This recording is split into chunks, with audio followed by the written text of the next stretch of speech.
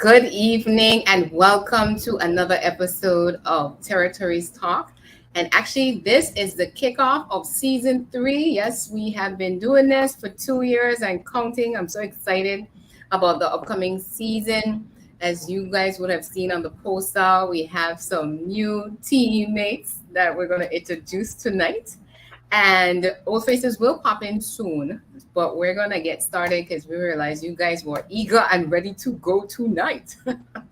So without any further ado, I am co-host Shaina Smith-Archer out of the Virgin Islands. And with me tonight is our new co-host, and she's going to be dual tonight as a guest host. Yeah. Shirley Osborne, no stranger to the show. She's been on before as a guest out of Montserrat, the Emerald Isles. Welcome, Shirley. Thank you, Shaina. How are you doing? I am well. I'm in disbelief that one, it's been 2 years since we've been doing this show, and then it is the middle of the year already. Yeah, and time flies. Yes. Yes. But it just goes. Yes. So it reminds us how important it is for us to be intentional with every day, every week, every month, every year. So it's something, again, here at the show. For those who may be tuning in for the first time, what we do here is a regional discussion forum focusing primarily on the British Overseas Territories family, which is six countries: Bermuda, Cayman, TCI, Virgin Islands, Montserrat, Anguilla. Yeah. So we have different guests, some experts in different fields that come on and we talk about a variety of topics. And this year, we hope not to disappoint by adding to all the different topics we've spoken about before, and we'll be hoping to continue to inform and unite our overseas territory. So as a part of the season kickoff, we are actually going to be doing what we're calling an OT Roundtable, where we'll be featuring 2 countries for a show. We get back up to speed. We had an extended break, but we are back and we're going to go straight through the summer into the end of the year. So we will do that. But before we get into the discussion, while we're waiting on Chris, I also want to acknowledge our media partners again that have been with us over the last 2 years or so. Cayman Marl Road Facebook page, Montserrat ZJB Radio, Virgin Islands CBN Radio FM 90.9, Bermuda's Channel 82, Radio Saba, PJFE FM 93.9, and Barbados' CBC Channel 8. So again, thank you guys for being a part. And if you are from a territory or any other of our Caribbean neighbors and you would like to see this on your local media stations, feel free to reach out to us through our Facebook or our YouTube page and drop a comment and let us know. And also feel free in the interaction tonight to suggest topics or ideas that you would like us to discuss. I did a promo on Cayman Mall Road yesterday, actually, Shirley, and someone called in and was asking about economic development goals. If it's something that the OTs are thinking about, the other OTs, and what's the conversation there. So we have some homework to do in terms of, again, bringing that to the forum and have some discussions about, again, these are things that affect our quality of life.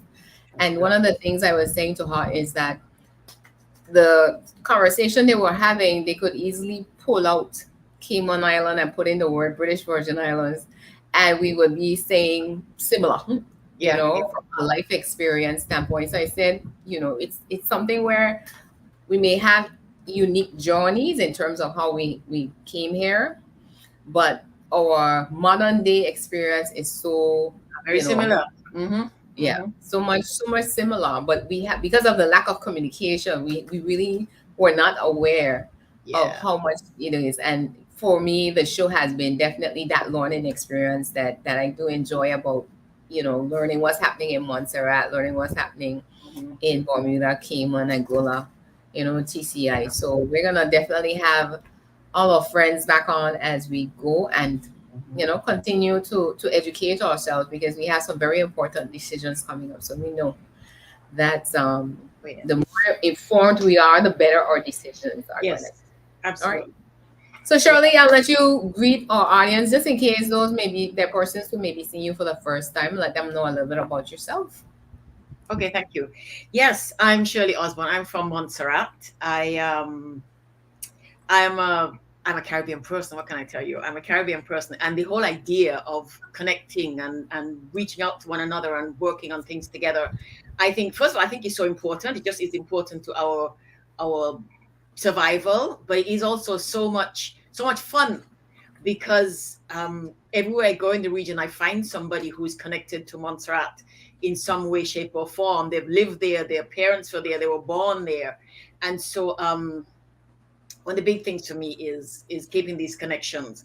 I have politics is important to me. We're talking development, so we can't not talk about politics. I come from a political family. My father was a very, very proud regionalist. He was really, really intent and committed that the Caribbean region, work together as much as we could and come together. And we've struggled with that since before we were born, Shaina. Yes. It's something we're still working on, but I was brought up with that philosophy, and it has stuck with me.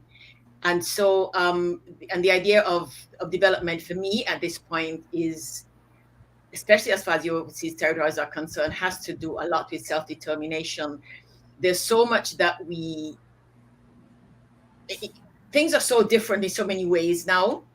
And there's so much that we can do, we could possibly accomplish, that stymied by history and the lack of connectivity. Because we are islands, we actually are physically separated, but because of technology and so on, we don't need to be that anymore. I mean, CARICOM meetings have been going on, and one of the things I know they were talking about was regional connectivity and travel and so on. It's so difficult to travel within the Caribbean, but the good thing is we don't have to travel to stay in touch, Yeah. And so one of the reasons I'm honored and grateful that you invited me to co-host the show is that, so that I can contribute in some way to this connecting. Beyond that, I write. one of the most important things to me is women's safety, women's leadership, women being just mainstream and part of everything that we do, women being allowed to not, well, actually, women not being prevented from contributing our skills, capabilities, and so on at every level of leadership. And then, of course, I love the sea, I love boats, I love, yeah. So that's pretty much me. I have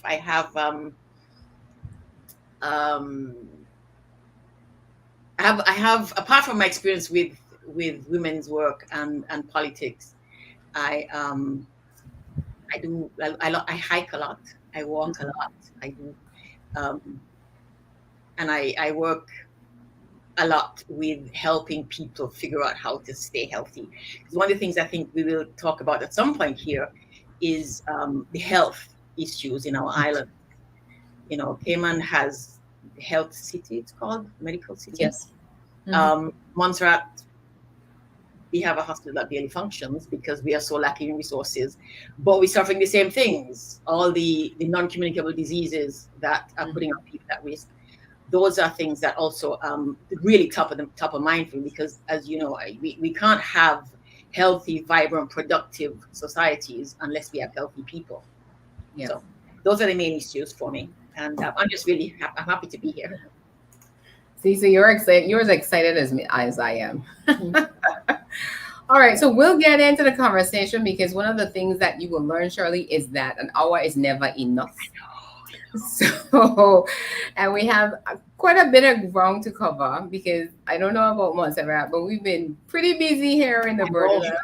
We've been watching. You know, it's almost like Netflix now. So I picked a few topics in terms of things for me, you know, similar to you, love politics. I am involved in politics. So community activism and political activism is something that, you know, I've been doing, I would say, over the last 20 years, starting from when I relocated back home from college and started working in the Ministry of Finance. So it was something where I was working in politics. I didn't have to be a politician to have the exposure. So it's something, you know, I found that I took a keen interest in when I understood how it affects our quality of life. And that is something that we can't ever get away from. So we will start then with our Virgin Islands updates.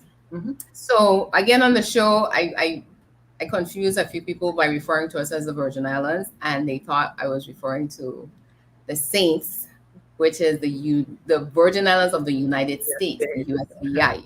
So for those who may not know, a little known fact is that the official name is the Virgin Islands. That is what is on our constitutional order. So, you know, you'll hear me use that a lot because that's our official name, and I think we should use our official name. BVI is a brand that came about because of tourism and not wanting to be confused with the USVI, who use VI as their state abbreviation. So British Virgin Islands is not in your British is not in your full name. No. Okay, that's interesting. And actually, yeah. So I joke about it, but I say Virgin Islands doing business as BVI. It's important that we know that. I think it's important. That we understand that. Yes. Because even locally, well, let me have a sidebar. So even locally, I remember maybe more than 10 years ago, there was a gentleman in the community, one of our older heads, and he just insisted that we needed to do away with BVI because that is not our name.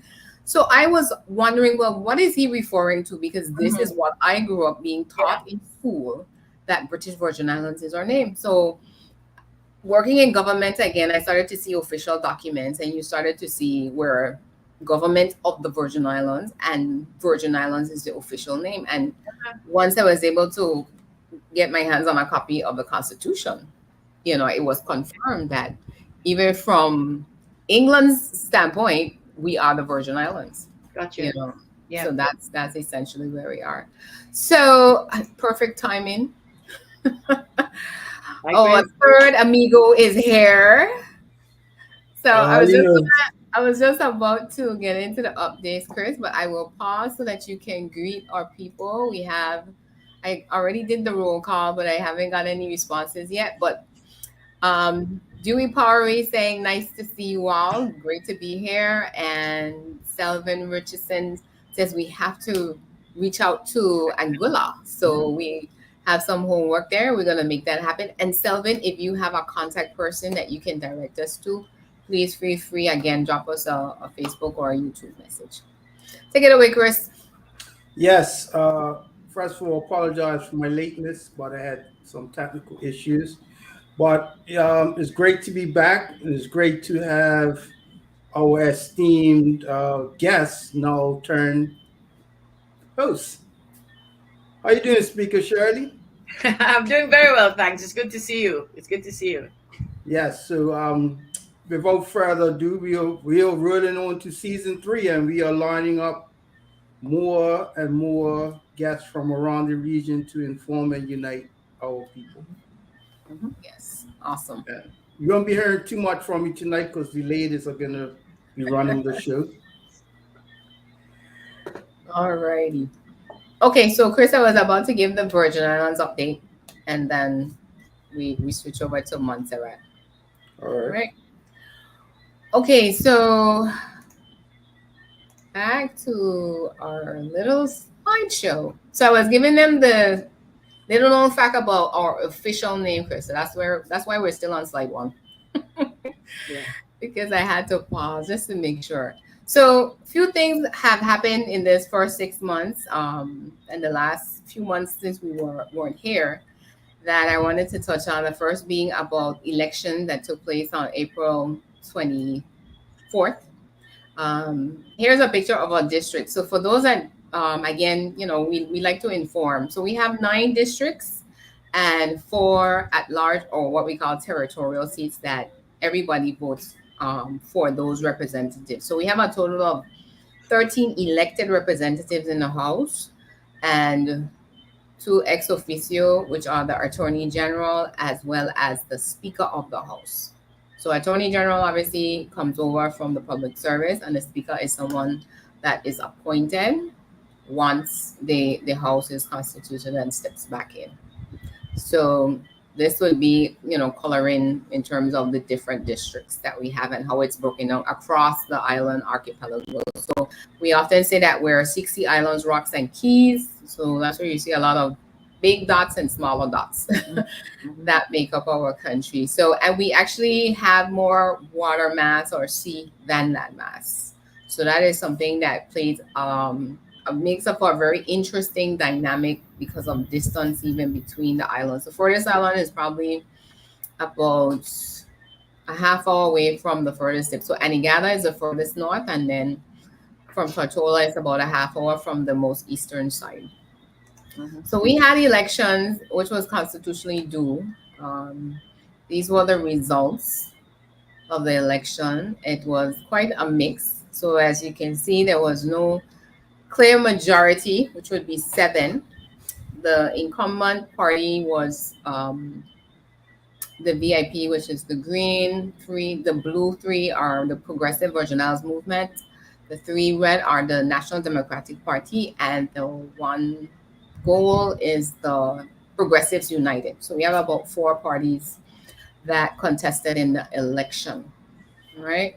So the team, just for those who, full disclosure, my team was the Progressive Virgin Islands Party. And we have 3 seats now in the House of Assembly. So, and these are the folks. So we had a situation again. So on election night, there was a lot of negotiation taking place, and basically parties were trying to come together to create a coalition amongst themselves.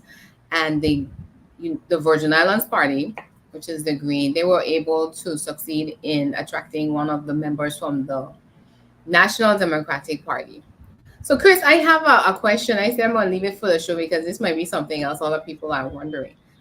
I know it would be considered a coalition, or would it be considered a coalition if you have members from the same party in both the government and the opposition? Say that again real slow. So if you have the government side and you have the opposition side, usually all the members for your party are on one side or the other, right? So in our case now, we have a member from one party that is in the government, which is Honorable Lorna G. Smith, who ran as a National Democratic Party member, and then the remaining two, they are in the opposition.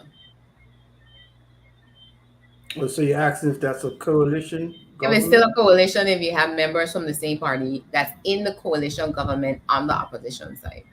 Because I was trying to find out if there's an official term for this when a Well, situation like this okay, happens. so let's use a recent scenario in which was a little bit more clear cut, which was in the UK of about 10 years ago, where the Conservatives didn't have a clear majority, and the Lib Dems didn't have a clear. Well, they had less seats. So some of the Lib Dems and joined with the Conservatives and formed a coalition government. So you had some Lib Dems who were still part In the of opposition.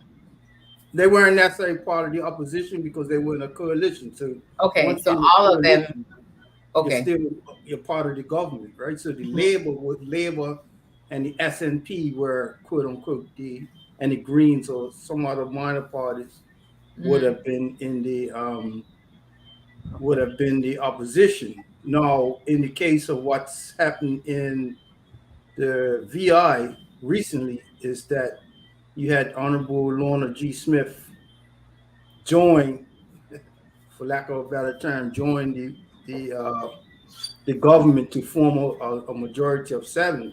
Now the question is, did she resign from the NDP, or did she just, it's kind of up in the air.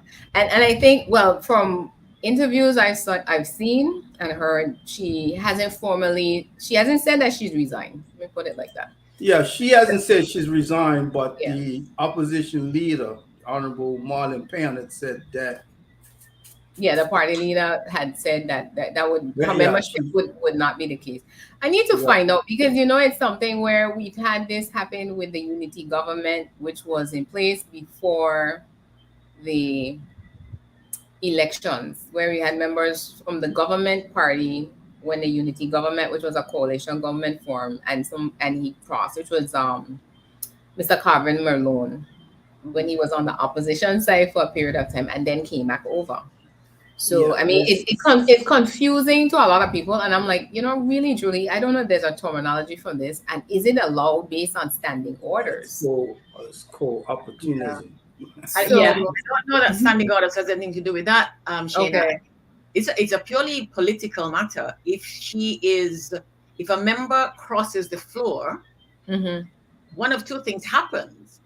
They join the other party, or become independent and therefore free to do whatever they like, or they get relieved of their position in the party they come from. Because what you would have here now is that her party, the 3 members, then they either because they are not the government party, they either are opposition and she is still opposition, or they are now part of the government, which means that they would be, I don't know what, you have parliamentary secretaries or backbenchers and so on. The way it stands now, it seems to me that somebody's just not willing to make the move to separate her from the party, because it's not a tenable situation. Yeah, I'm going to get clarity on it, because it's interesting in terms of, again, if you're saying it's nothing with standing orders, then it's definitely political in terms of the parties resolving it and making a clear-cut statement, everybody involved saying this is what the situation is. The party, All right. Well, so moving on, that's the situation that we have now, essentially on the ground. So we have 7 members on the government side and 6 in the opposition. So all the other persons are on there. So this was the day of swearing in, which was in May, at the end of May. And this speaker is the short, lonely lady in the middle. And the premier and the leader of the opposition, Honorable Ronnie W. Skelton, was sworn in. He is the one that's there. So it's going to be interesting. A lot of persons are having high expectations, I think, in terms of what's happening. And when I get into what's happening with the COI implementation, the recommendation implementation, persons will understand we're still in a very precarious situation. On the other side of the election, nothing has really changed in that regard. So we'll see how it goes. So I think, hold on, I want to talk about this first. But, there were some interesting things I observed in the election, Chris, Mm. as it relates to the outcome, as well as, I don't know if it would be accurate to say, in terms of voter confidence, in terms of what we saw. So there were 42 candidates overall contesting for 13 seats. There was actually a highlight where for the first, well, they said it wasn't the first time, but for the first time in my my memory, there was a recall of the House of Assembly after it was dissolved during the campaign to lay reports from the Commission of Inquiry investigation and audits that were being done. The governor exercised his powers under the constitutional order to do this. And there was also an amendment to our Immigration Act that was tabled as it relates to regularizing some situation with belonga status that was granted back in 2009 through, I would say, a fast track or expedited process. That's 2019, not 9. so sorry, 2019. Yeah, I'm watching the night. And there was an anomaly with it. So he felt it important again because with belonga status, as we know, this gives persons the right to vote. So if there was a situation where this was granted and someone voted, it basically would call into question what happened in the outcome of the election. So voter turnout was still just at 50%. I think the list probably needs a little bit more cleaning up in terms of persons who may be deceased or no longer residing.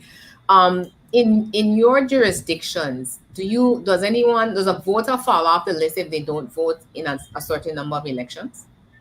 No. No. You can't disenfranchise people like that. It's Okay. their choice whether they vote or not. So Vote or not? Okay. Yeah. The only time you can remove someone from the voters list Mm-hmm. is if they are living abroad for more than 6 months. Okay. Hmm. Okay.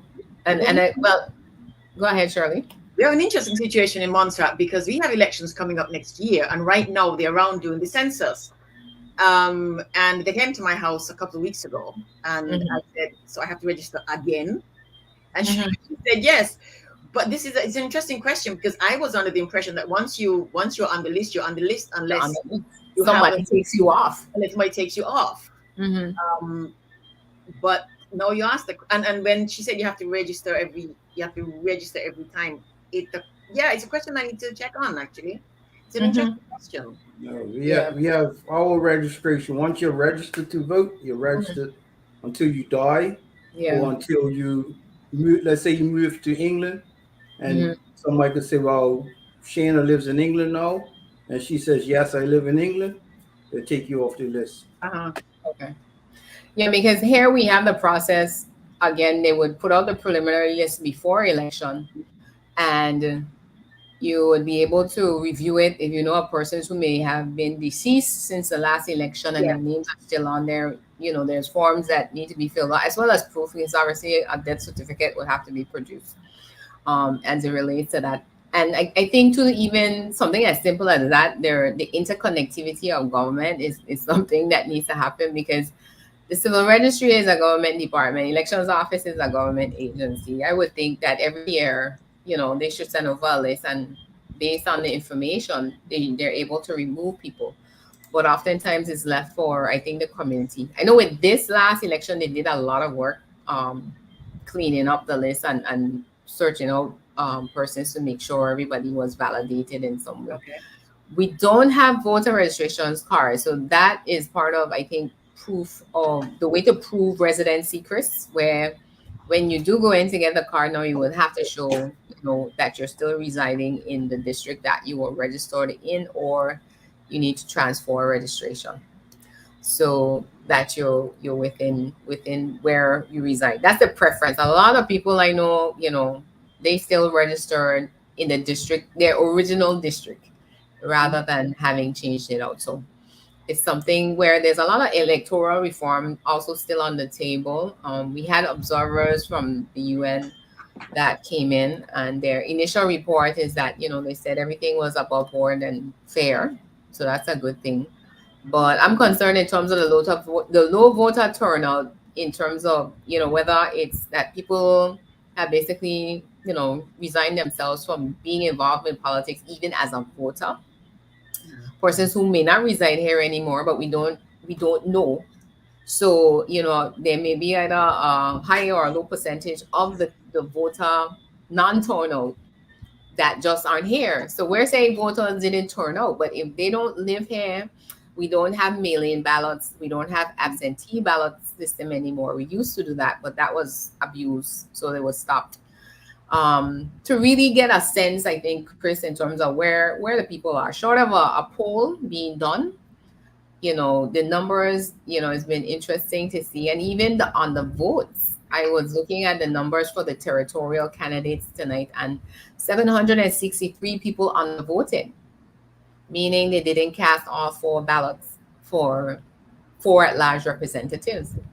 And I know that's not a typo, because in speaking to people, during the campaign, people would say to you, I'm only voting for 2 people, and that's it. So the machines count the ballots that are cast, as far as I know, but it will also record that somebody either overvoted or undervoted, because we do electronic counting now. So you still have the paper ballots, but it's counted electronically by the machines. So we moved to that in the 2019 election. So that's where we are. So that's election in a nutshell. So the item, or I should say the elephant that is still in the room, is about the COI and the recommendations now that were made. The history of this, for those who may not have been aware, is that our former governor, Gus Jasper, on his way out the door, literally, he called a commission of inquiry into governance of the country. That's a short version. The website is still up with all the hearings and the different reports. If persons are interested, they can Google it. And that was started in January 2021, and the report was handed over from the commissioner in April 2022. And as recent as a few weeks ago, we received the 3rd quarterly review by the governor. So he has, on a quarterly basis, been assessing progress towards implementing the recommendations. I still feel that it was a rush job, in that when the report was received, around that same time, our former premier, Andrew Foy, was detained in the US. So it's as if the whole place was in chaos, for lack of a different word.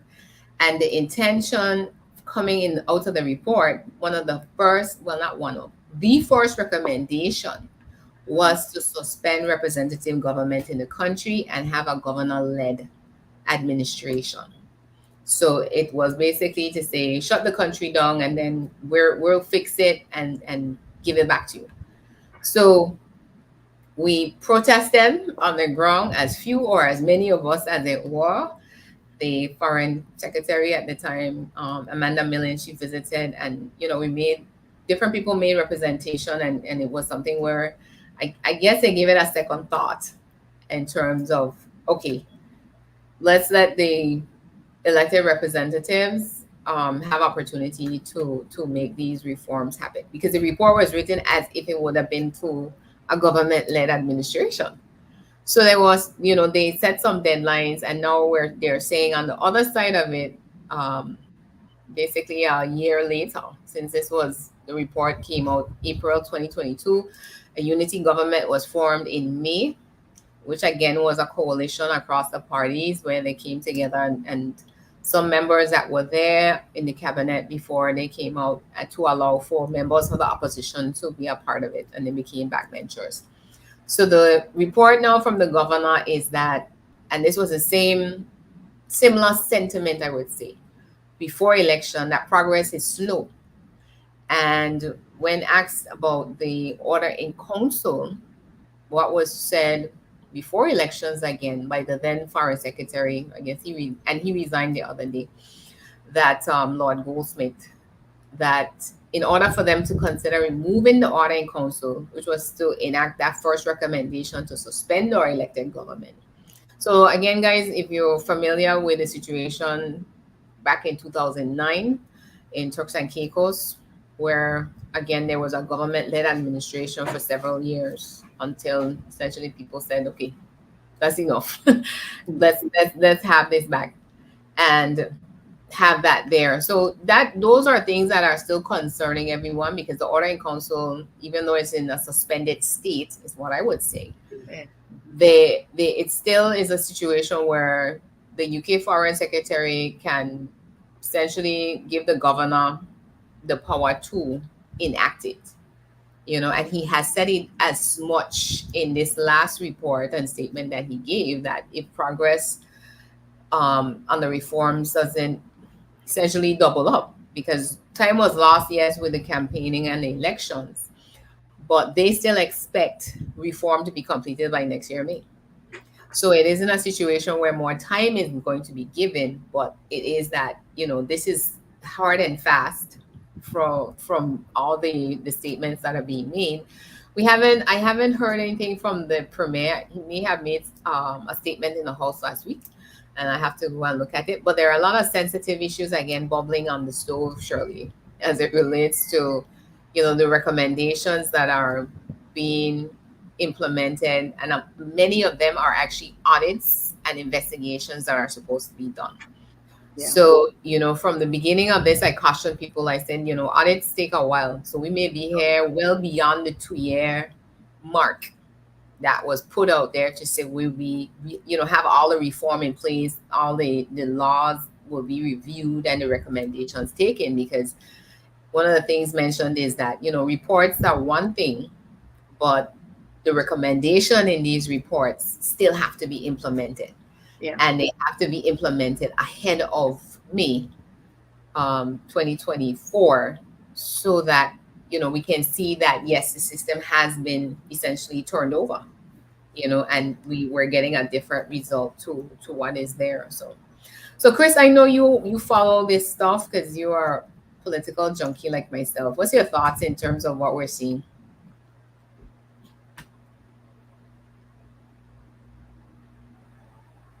You're on mute, my friend. What do you mean as far as BVI? Yeah, with the, I guess the last report, starting with the last statement from the governor. Well, about using up his powers. The English invented a language that they know how to use words and reuse words, right? So we have to just understand that no matter what, they're going to try to prolong this thing. They're going to say, oh, well, you're not implementing it fast enough. You're not doing this. There's no signs of return to proper democracy. Meanwhile, in their government, it's chaos, right? So I would just say to the people of the Virgin Islands and the overseas territory to just stay vigilant, because they are going to try something else. We just have to stay united. Yeah. Mm-hmm. Yeah, and that's the key thing, where again, one of the recommendations was about constitutional reform. So now we have a situation where that has become caught up in that it's a very abbreviated process. It was started the year before, in all fairness, hadn't gained a lot of traction as yet.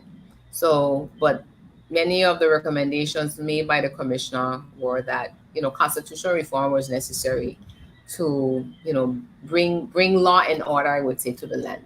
Because at the end of the day, that was what it boiled down to, But the presentation of it, and again, a lot of people feel the bias. I agree with them as it relates to that, because, anything that had to pertain to the elected government was scrutinized closer and heavier than those responsibilities that fall under the governor's purview.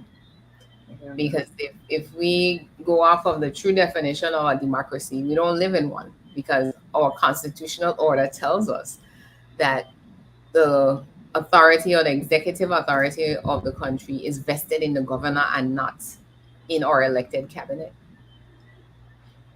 So those are things I think opened a lot of persons' eyes as many of the conversations started to come forward. But it's real key, I think, for elected government to really stay ahead of what it is I see coming on this horizon. Because in 3 months' time, another report will drop, and there's a narrative, as you said, Chris, that's being played on here. So we have to be very vigilant, which is our country motto, vigilante. Yeah. We have to be vigilant. And to add to the mix, so I tell you guys, right now I feel like I'm living in a Netflix movie. An announcement came from the UK Foreign and Commonwealth and Development Office that we are to have a new governor in January. Mm-hmm. So those were the pictures that we saw earlier with those gentlemen. The person on the left, my left, that would be the former governor, Augustus Jasper.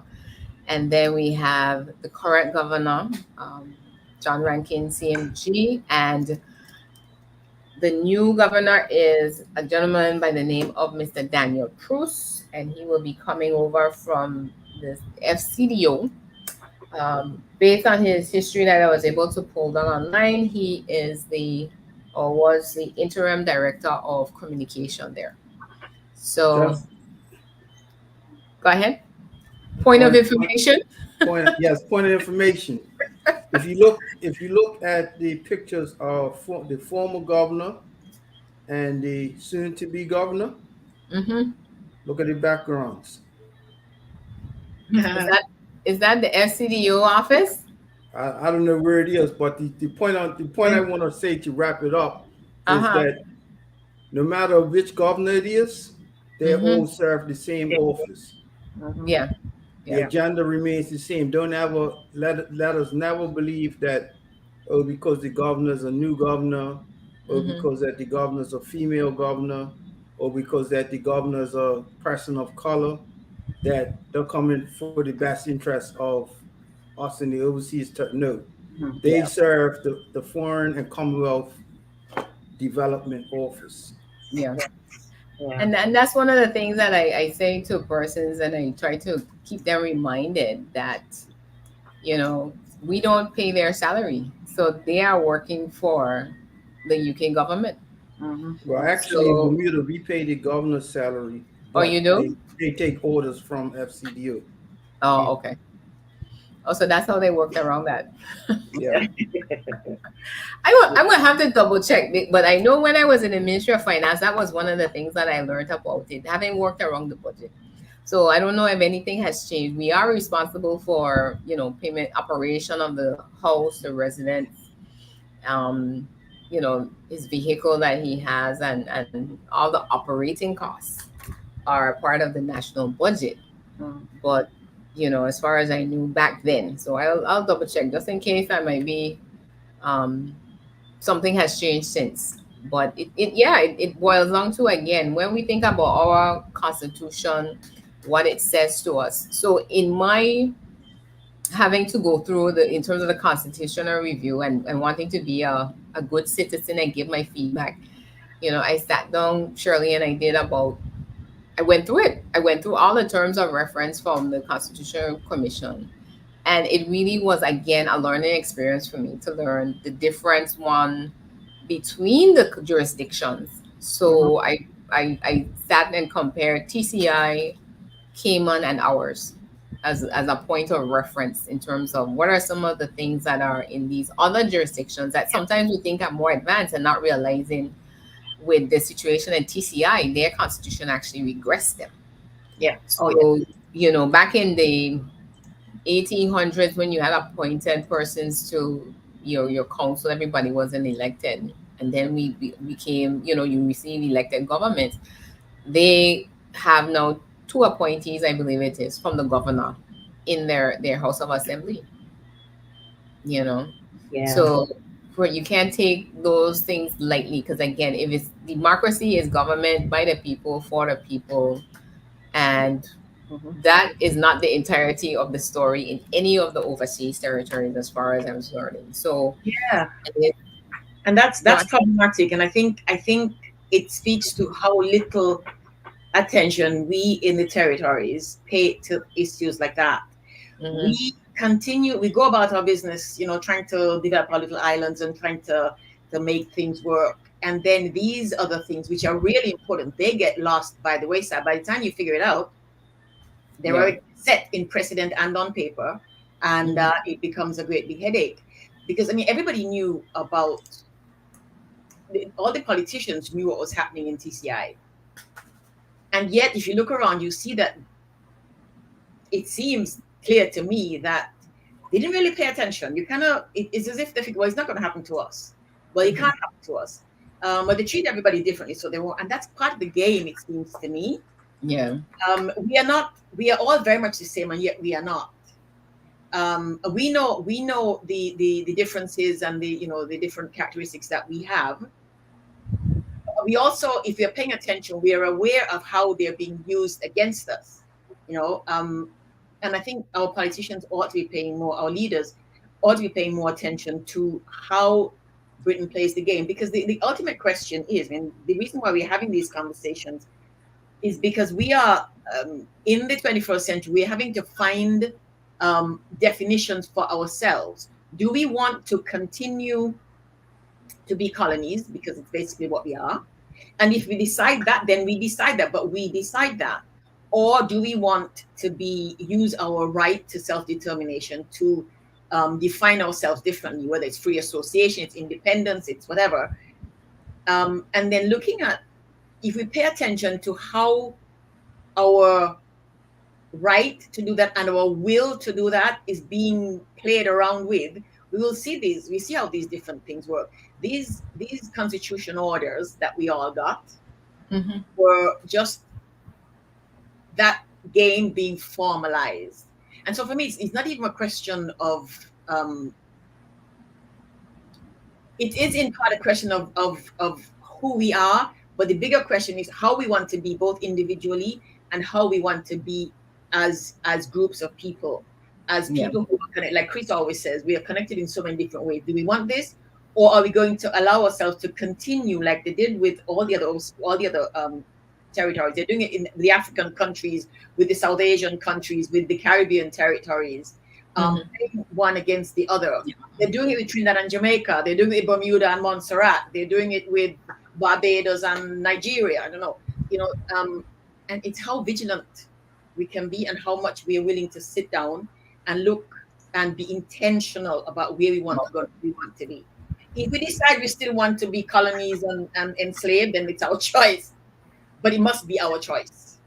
And that's a whole other show. So Yeah, I know. this is a perfect segue now, because I'm watching time, and I'm going to turn it over to you to give us what's been happening in Montserrat. Yeah, that's kind of the conversation in Montserrat right now. We have elections due next year, Mm-hmm. by November next year, and the way things are happening in Montserrat, people are there. You go. That's not Montserrat, but anyway, interestingly enough, during the coronation of the king, there were some pictures posted on Facebook, and there was a picture that said, somebody made a comment, an English person, by the way, made a comment. It's so good to see Montserrat represented at these events, and the people in the country were her and the king and some other English people. There's not one person from Montserrat in the picture.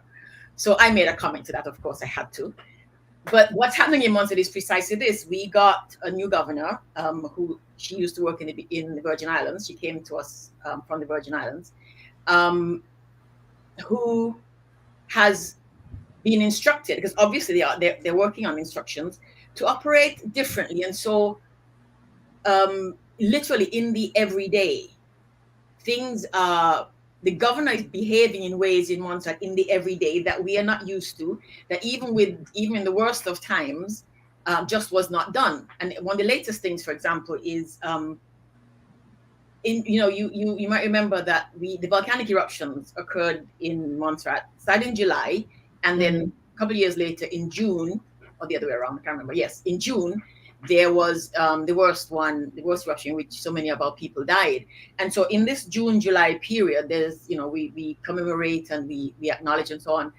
And this particular week, there is that going on because July 19th, I'm getting dates mixed up. But anyway, the Christian Council and the government for the last few years have set aside a day for Thanksgiving, for commemoration, for prayer. And the announcement that went out for today in Montserrat, the announcement that went out was the governor is announcing that Montserrat is having a day of prayer. Has nothing to do with her. Literally nothing to do with her. Because one of the things, you see, the governor in Montserrat, the governor sits in cabinet. The governor is the chair of cabinet. The governor doesn't have a vote in cabinet. So the decisions made in cabinet are the government's decisions, which we all think should be, where they need to be announced, should be announced by the government, the people we put in cabinet. Yeah. And that has always been the case. But since this woman arrived, that's what has been going on over and over and over. Bus fares were changed, bus fares for the public buses. And it was the governor. The governor announced that that the fares are changed and the bus drivers must post this in their vehicles and all, and people are, where is this coming from? Where that is coming from is what's going on in Montserrat right now, which is there is a concerted, and if it hadn't been clear to people before, it must be clear now, a deliberate, concerted, intentional effort to manage Montserrat, to reduce the status and the authority, the influence of our elected members. And one of the things that concerns me is that our premier and the other elected officials don't seem to understand that. So, you hear people talk about elections coming up next year and they're going to vote for this person or they're not going to vote at all, Shaina. Many of them are saying, we're not vote at all. Because, and people ask, what are we voting for? Who are we going to vote for? We vote the same people back in, we vote somebody else back in. Where does the governor, where does Britain sit in this? Where's our voice? Where's the democracy here? Because we elect these people and then the governor shows up. No, we know the Constitution says the governor has all kinds of powers that, the governors, we believe, should not have. But we got railroaded with our Constitution, just like our Constitution orders, like everybody else. And so looking towards the election, people are really, there are people who are saying, what's the point? It's got to the point, people are saying, what's the point? Britain's going to do what they want anyway. The governor's in charge. The governor's going to do what they want. So why? And that, I find that very alarming. I find that frightening, actually. So you sound as if you have a governor-led administration, but you just you guys don't know. The governor is behaving as if she's a minister of government, and that's unprecedented. I mean, somebody reminded me the other day that in the times of my father apparently told one governor some years ago that reminded them that he was elected, not the governor. We don't have people doing that anymore. And then people are saying, anyway, even so, Britain has become so heavy-handed in Montserrat that even if you were to say something, it would not matter. People in Montserrat are literally beginning to feel very, very powerless. Yeah. And that's not a good thing. So we have elections coming up. People are beginning to move around. The government is saying, give us some more time to work on the things we've been working on. And then people are saying, okay, but work on giving us away. Is that what you want?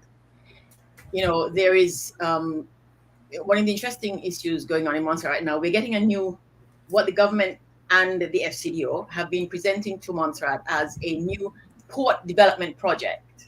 Yeah. We still have the jetty in Plymouth, which had been done just a few years before the volcanic eruptions. And then they built sort of jetty in this new place where the town is apparently going to grow up.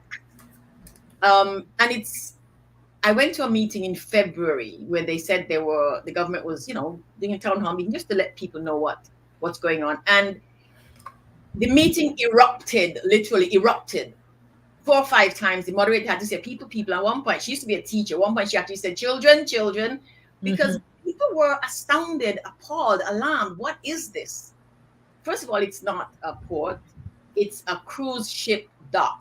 Literally, that's all it is. And there's all kinds of things about the FCDO is giving money, not giving money, how much money they gave, not enough money for this, that, or the other. And if you put that within the context of the FCDO assertions, continued assertions, and the British government that they so care about ensuring that the territories are set for development and to be self-sustaining and self-sufficient, and then you provide or just a part of the money that would provide Montserrat a proper port, which allow us to do some work, and then sit on it and refuse to make any modifications. The hospital is the same thing. We're getting a hospital building, and I was in a store a couple of months ago, and I heard a woman in her scrubs work at the hospital. She said, "I'm so glad that by the time the hospital is built, I'll be retired, because that is going to be the same mess that we have now, except in a new building." And one of the reasons that's happening is because over the years and years and years since the volcanic eruptions, when Montserrat has asked for these basic infrastructure that we need, Britain has literally, the FCDO, you give them a plan and they say, well, you don't need this, you take up that, you don't need that, throw it away, you don't need that, you don't need that. And by the time you're done, you have bare minimum, which they know cannot help. I mean, the last meeting I went to about the port, I made that point. I said to the program management office in one, we complained about the airport that we got during the height of the crisis. And we're getting a port now that's going just as inadequate. And I said to the airport man, to PMO, program management office director, I said, the thing with the airport is that you can put bulldozers in and knock it, raise it to the ground, cart away the rocks, and in a little while it'll be overgrown. You wouldn't know the airport was there. You can't do that with the things you're putting in the sea. Yeah. We've been asking for things like economic analysis they did on the port. We are not getting that. We've been asking about environmental issues. We're not getting that. And so we're getting these things that the FCDO knows. And one of the points I made was Britain is the maritime power of the world historically, They've been all over the world. I said this, you've been all over the world. The FCDO, a woman, Dr. I can't remember her name, from the FCDO was at that meeting. And I said, Britain has been all over the world, building ports, making ports in other people's countries. So you know what a good working port requires. So you know that this will not help Montserrat. And you're the one to broke it down. We ask for this, you say you don't need that. Take it away, take it away, take it away. And we're left with this. So what's happening in Montserrat is that we are in a very, very vulnerable, delicate situation right now. Our circumstance, our situation is, without being hyperbolic about it, it's dire. We do not have the resources to provide ourselves the things we need. We have the notion that we have to have these particular resources at this particular time, and then the only place we can get them is Britain, and Britain is saying no. And so people are literally feeling very defeated, so much so that it's I think we have this feeling of hopelessness. Why even bother to try? Why even bother? And so my hope is that the next election, in the run-up to the next election, we have these conversations, deep conversations with the candidates, and these are the questions people are going to ask. What's the difference it's going to make? Somebody, Mr. Richardson from Anguilla said, talk to Anguilla. He's who is a journalist from Montserrat, who works in Anguilla, Radio Anguilla. Shirley, I gotta remind you, we're at a lot. So what we're gonna do though is hold on a second. Just I want to explain to everybody. So we usually have an hour slot in terms of our media partners. So what we're gonna do is slight pivot, where we'll actually dedicate the next show to you in terms of the Montserrat highlights, because we're not going to be able to go over time. So I'm going to just finish out that last point. Then we have some comments that we want to bring up on the screen, and I'm going to let Chris close us out. So I'm sure we've given everybody a great teaser to make sure that they tune in the next 2 weeks.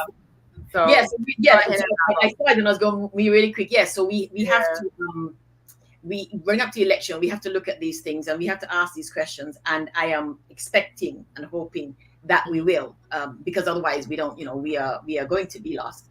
So that's where we are right now. Yeah, so that was the appetizer on the Montserrat updates. So we have some comments. I'm gonna bring us back up. Let me highlight them. I believe you guys already have some fans out here coming in Laura. from Belize. Laura Tuckett Lansford. We Yes. also had another comment from Timeout. I think you are on mute first.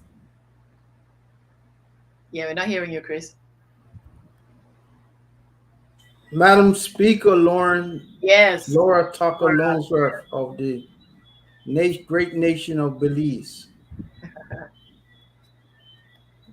How you So, doing, Madam Speaker? We got two Madam Speakers on right now, maybe oh, three in she's the a future. speaker in Belize. Oh, Yes, we awesome. speak She Belize, was she was yes, the speaker, She but she was was my okay. speaker. yes. Awesome. We also have a comment from Selvin Richardson where he's saying that I think I played this one already. Yep, I did. Let me see if Yeah, we had that's an any important recent one. ones that came in. He's Oh, right. okay. This was the second one. I didn't highlight this one. So you also added to that the OTYC can also engage youth to affect early change of the myth of money. Oh, the myth of money laundering in the countries that FTA and their cohorts sell. Okay. So we've also had persons. We had persons out of Florida, Chris. We've had Cayman tuning in tonight. Welcome. Great to have you guys here for again the kickoff of season 3. Bermuda is in the house. TCI is in the house. And again, persons are listening in the USVI through CBN Radio FM 90.9 here in the Virgin Islands. So we also say good evening to them and thank them for tuning in. So, Chris, I turn it over to you. Yes. Well, once again, thank you all those who were listening online, those who listening on the radio, those who were watching on Facebook, those who are watching on YouTube.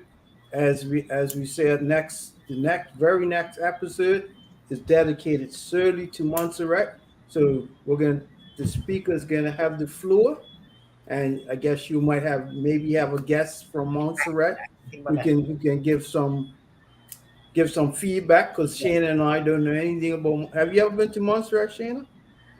I think so. Way back to a workshop working with government many moons ago. I think it might have been Okay. before He's been promising to come. volcanic. I think it was before the volcanic eruption. So that's to tell you how far. Yeah. So it's time. It's time, people. So, Yes. yeah. So shout out to my friends, and I call them my family in Montserrat. Candle Lee, um, Mm. Lieutenant Colonel Alvin Ryan, Uh-huh. Ambassador Deborah Lewis, and a few other folks. I think you may know them. MP Hector, Mm-hmm. MP Hogan, former Premier Donaldson Romeo, present Premier Farrell. Shout out to you all. And next week, in 2 weeks' time, it's all Yeah. Montserrat. So thank you all for tuning in.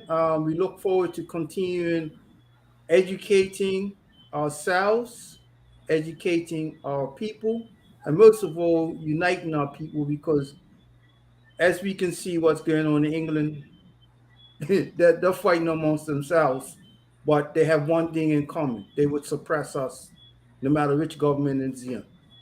So, Madam Speaker, thank you for allowing me a few minutes on the floor, and we look forward to the next show Mm-hmm. on Montserrat. All right. Yes. Thank you ever so much. Thank you. And be sure again, like our Facebook page, Territories Talk, and our YouTube channel. And thank you to our media partners, Cayman Marl Road Facebook page, Montserrat ZJB Radio, CBN Radio in the Virgin Islands, FM 90.9, Bermuda's Channel 82, Radio Saba, PJFE FM 93.9, and Barbados is CBC Channel 8. And we will definitely do our homework and get on the radio in Anguilla. Sounds good. Yes. All right. All right.